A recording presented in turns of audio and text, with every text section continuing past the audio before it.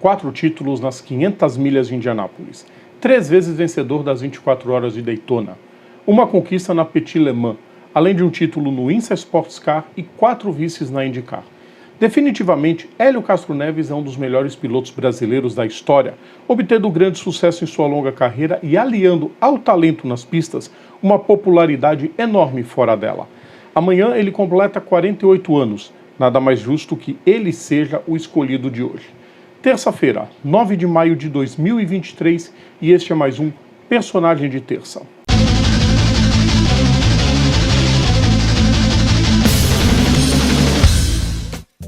Salve a todos os nossos ouvintes e seguidores, sejam todas e todos bem-vindos. Eu sou Rodrigo Vilela e está começando mais um Personagem de Terça, dia de relembrar mais um grande personagem da história.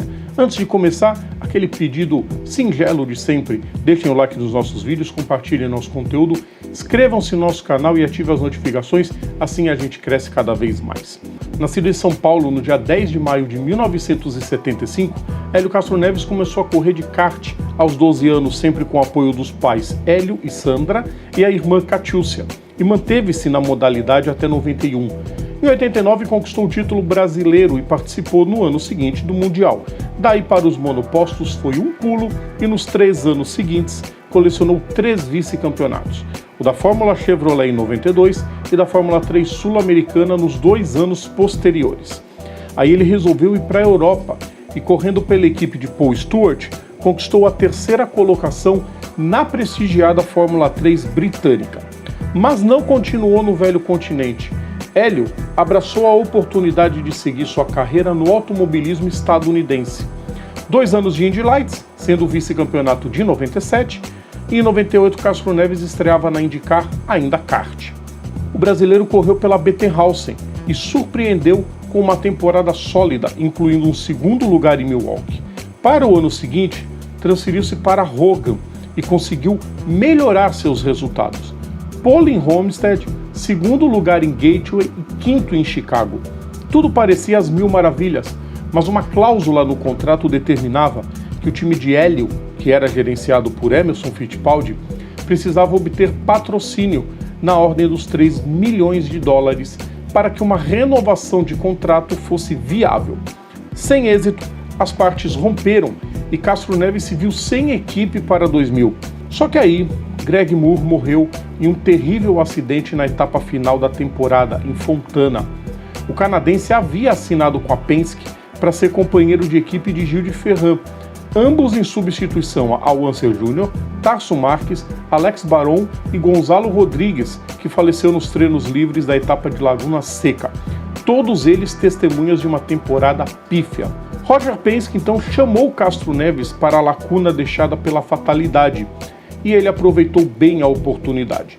Com um carro bem melhor do que o do ano anterior, ele conquistou suas 3 primeiras vitórias na categoria, em Detroit, Mid-Ohio e Laguna Seca.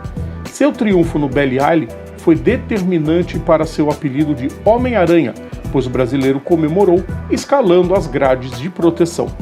O desempenho se repetiu em 2001, com mais 3 vitórias, em Long Beach, Detroit e Mid-Ohio. Castro Neves viu seu companheiro Gil de Ferran conquistar o bicampeonato, mas a Penske já preparava sua mudança para a IRL, devido a um imbróglio entre o time, as leis americanas anti-tabaco e a Philip Morris, dona da Marlboro, que estampava os carros da Penske. Aliás, foi nas 500 milhas de Indianápolis deste ano que Castro Neves começou a escrever seu nome na categoria, com a sua primeira vitória. No ano seguinte, o primeiro em tempo integral na IRL, ele repetiu o triunfo, sendo um dos 5 a conseguir tal feito. E detalhe, nas 2 primeiras participações. Finalizou o ano de 2002 como vice-campeão. Em 2003, ele viu de pertinho o Gil de Ferran enfim vencer a Indy 500, já que terminou em 2º, e com 2 vitórias em Gateway e Nazareth, terminou na 3ª colocação na tabela. Até o fim de 2005, Hélio conquistou mais 2 vitórias no Texas e em Richmond, em anos dominados pela Andretti. De positivo é que ele é o único a terminar no top 10 em suas 5 primeiras participações nas 500 milhas de Indianápolis, feito não alcançado por nenhum outro piloto. Veio 2006 e a Penske tinha um senhor carro. Castro Neves venceu 4 provas: São Pittsburgh, Motegi, Texas e Michigan, mas acabou em terceiro em uma temporada ultra equilibrada, pois ele terminou a 2 pontos de Sam Hornish Jr. e Dan Weldon, que empataram em pontos, ficando o título para o estadunidense, que era seu companheiro de equipe, pelo número de vitórias. Vieram 2 temporadas com alguns contratempos e ainda assim Castro Neves pegou mais um vice-campeonato em 2008, no primeiro ano após a reunificação das 2 categorias de monopostos dos Estados Unidos, vencendo em Sonoma e Chicago. Nesses 2 anos, sua popularidade começou a disparar junto a Tony Kanaan, e ele acabou vencendo a edição de 2007 do Dançando com as Estrelas ao lado de Juliane Hough. Mesmo sem um campeonato, o brasileiro estava na crista da onda. Só que tudo pareceu desmoronar ao final de 2008, um mês após o fim da temporada. Castro Neves foi indiciado por fraude fiscal e evasão de dívidas, acusado de utilizar contas no exterior para esconder cerca de 5,5 milhões de dólares que teria recebido entre 1999 e 2004. O piloto chegou a ser preso, algemado e acorrentado nas pernas. Foi liberado no dia seguinte após pagar fiança de 10 milhões de dólares, mas teve o passaporte retido. E se fosse condenado pelas 7 acusações que lhe pesavam, pegaria uma pena que poderia chegar a 35 anos de cadeia. O julgamento começou em março de 2009 e no dia 16 de abril, Castro Neves foi inocentado de todas as acusações, junto à sua irmã e seu advogado, Alan Miller. A temporada já tinha começado e era Will Power quem tinha corrido em seu lugar na etapa de abertura em St. Petersburg. Roger Penske decidiu que o australiano teria mais oportunidades durante o ano, enquanto Castro Neves, 3 dias após a absolvição, já estava no pódio em Long Beach, festejando o 3º lugar. Parecia o script perfeito, mas 35 dias depois veio a glória, a 3ª vitória nas 500 milhas de Indianápolis, em uma corrida dominante, avassaladora e emocionante, com o mundo todo a superlativar o triunfo redentor.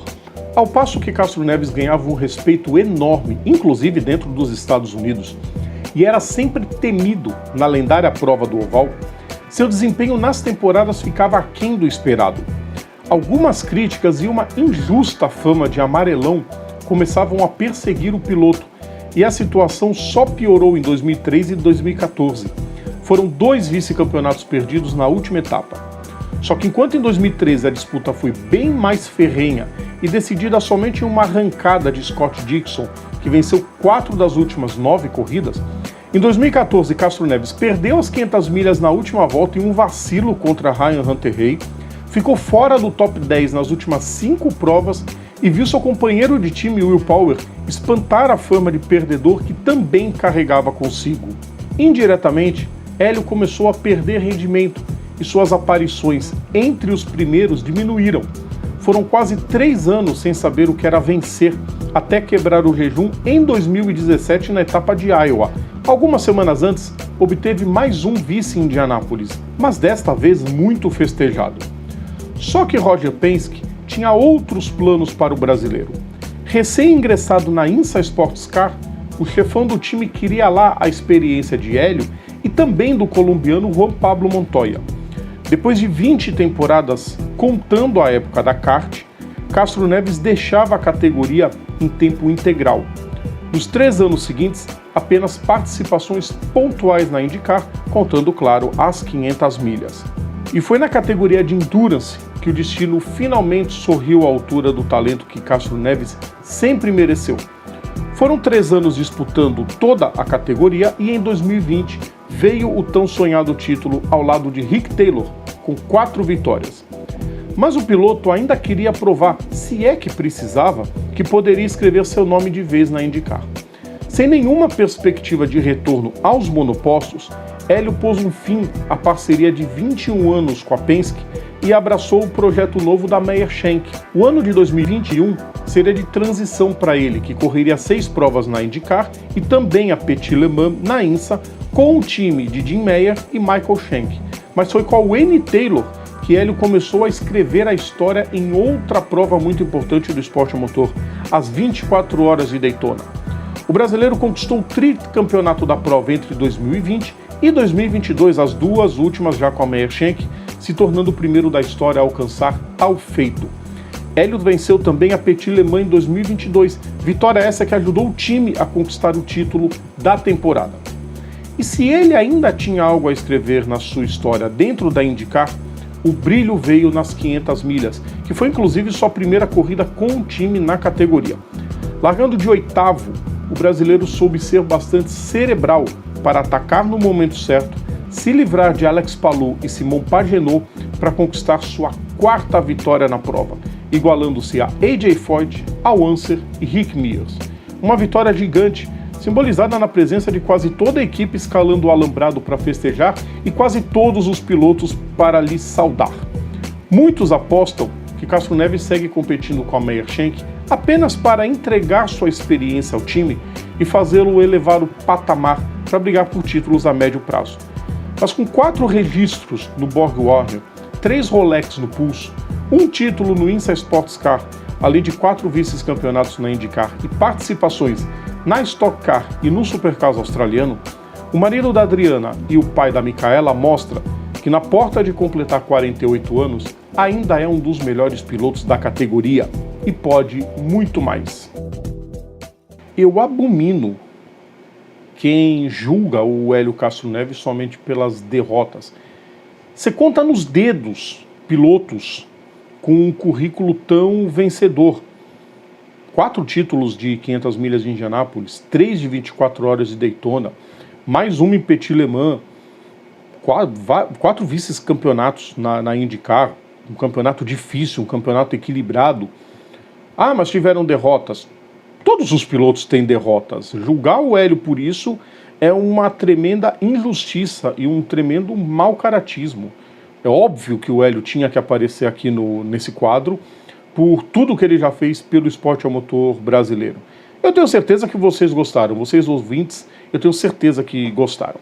Terça-feira que vem tem mais um personagem aqui no nosso canal. Lembrando sempre, nosso conteúdo está no YouTube, está nas plataformas digitais, ou então assinando o nosso feed, is.gd/programa Papo Veloz. Sigam também nossas redes sociais, Facebook, Twitter, Instagram e TikTok, é só procurar por PGM Papo Veloz. Um grande abraço a todos e até quinta-feira, pessoal. Tchau!